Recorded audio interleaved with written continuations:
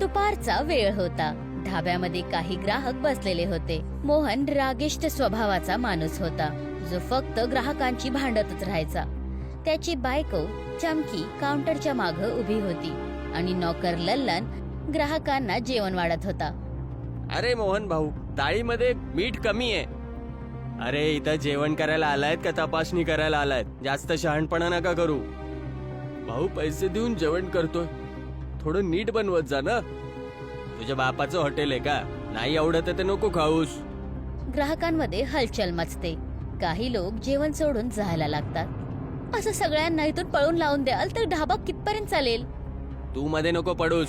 मला माहितीये की बिझनेस कसा करायचा. संध्याकाळचा वेळ होता. मुखिया भोला प्रसाद घराच्या बाहेर उभा होता. अंबा देवी, जी मोहनची आजी होती, ती दरवाज्यावर उभी होती. अंबादेवी, मोहनच्या ढाब्यावरती रोज भांडणं होत असतात.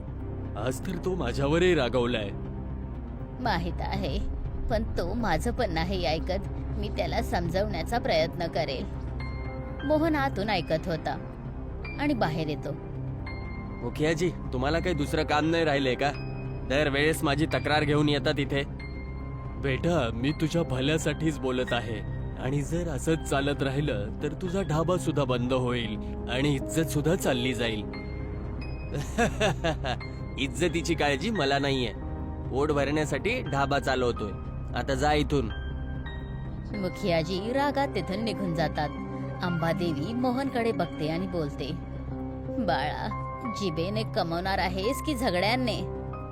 आजी, तू पण त्या जुन्या गोष्टीच घेऊन बसलीयस. मी जसा आहे तसाच राहणार. रात्रीच्या वेळेस मोहन आणि चमकी चारपाईवर बसलेले होते. ऐका, तुम्ही दिवसभर ढाब्यावर भांडत असता, पण खरा खजाना तर या घरामध्ये लपलेला आहे. म्हणजे काय? तुमच्या आजोबांनी एका तिजोरीमध्ये खूप सगळं सोनं आणि चांदी ठेवलेलं होतं. आजी त्याला कुणालाही हात पण लावायला देत नाही. अरे, मग आजीकडून मागत का नाहीये? का तुम्हाला वाटतं की ती सहजच आपल्याला ते देईल? तिला वाटतं की आपण हे खर्च करून टाकेल. मोहन विचारात पडतो.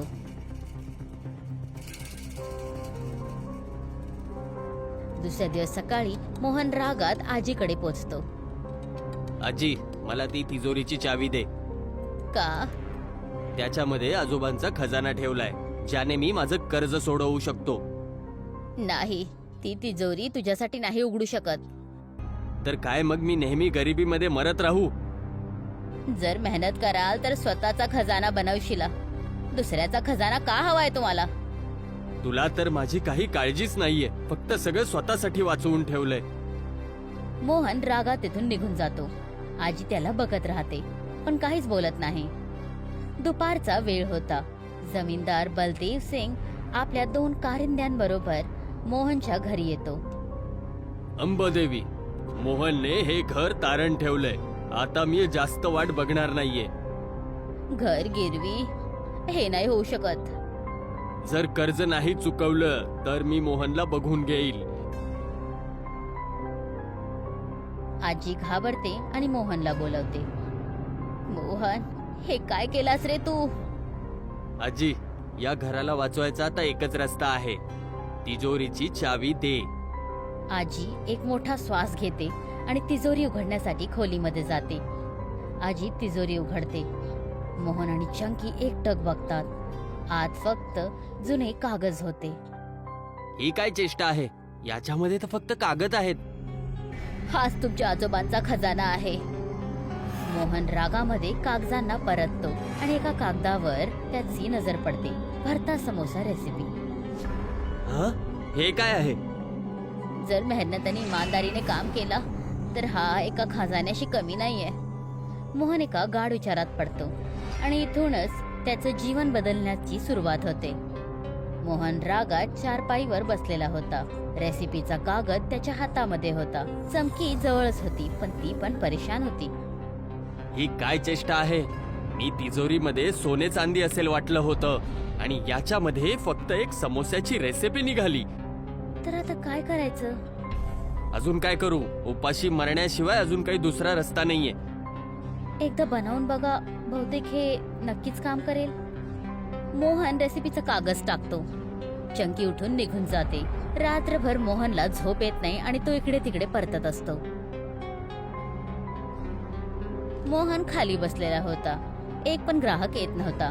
त्याला भूक लागत होती आणि तो रेसिपीला उचलतो आणि वाचायला लागतो. जर आजी म्हणत होती हे काही खजान्यापेक्षा कमी नाही, तर एकदा आजमावून बघतोच. तो उठून ढाब्याच्या आत जातो आणि बैगनचा भरता बनवायला लागतो आणि चमकी त्याला गपचूप बघत होती.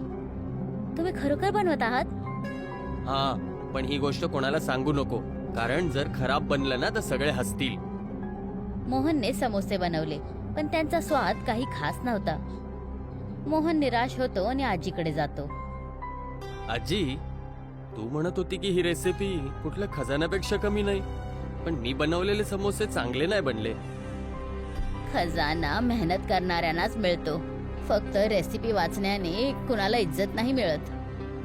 आजी उठून किचन मध्ये जाते आणि मसाल्यांचा चांगला मिश्रण करून मोहनला दाखवते. समोसा फक्त मैदा आणि मसाल्याचा खेळ नसतो, हा स्वाद आणि मेहनतीची पहचान असते. तर मग आता मला परत बनवावं लागेल. हो नक्की, पण ह्या वेळेस मन लावून बनव. मोहन परत समोसे बनवतो आणि ह्या वेळेस स्वाद एकदम लाजवाब असतो. मोहन पहिली वेळा आपल्या ग्राहकांना नवीन समोसे वाढतो. अरे, हे समोसे तर खूपच छान आहेत. याच्यामध्ये बटाटा नाहीये. असला समोसा तर कधी खाल्लाच नाहीये. हळूहळू गावामध्ये भरता समोस्याची चर्चा व्हायला लागते. मोहन आपल्या चारपाईवर बसून काही विचार करत होता. आजी जवळ येते. आता समजलं की खरा खजाना काय असतो. हो आजी, मेहनतीशिवाय कुठला दुसरा खजाना नाहीये. आता मी खरंच माझ्या चुका सुधारवून टाकेल. आजी अभिमानाने मोहनला बघते. मोहन आता पूर्ण लगन लावून आपल्या ढाब्याला पुन्हा उभं करण्याचं मन बनवतो. काही दिवसांनंतर ढाबा पहिल्यापासून खूप जास्त चमकत होता. लाकडांच्या जुन्या बेंचच्या जागी सुंदरशे टेबल आले होते. मोहन काउंटरवर उभा होता आणि चमकी ऑर्डर सांभाळत होती. अरे मोहन, हा भरताचा समोसा तर खूपच छान आहे. ईदाला खाण्यासाठी लोक खूप दुरून दुरून येत आहेत. भाऊ, आता तुझ्या समोस्याचा सुगंध तर पूर्ण इलाक्यामध्ये गेलेला आहे. इतक्यात गावाचा जमीनदार बलदेव सिंग येतो. सगळेजण त्याला बघून गपचूप राहतात. काय रे मोहन, आजकाल खूप चर्चेमध्ये आहे तुझा ढाबा.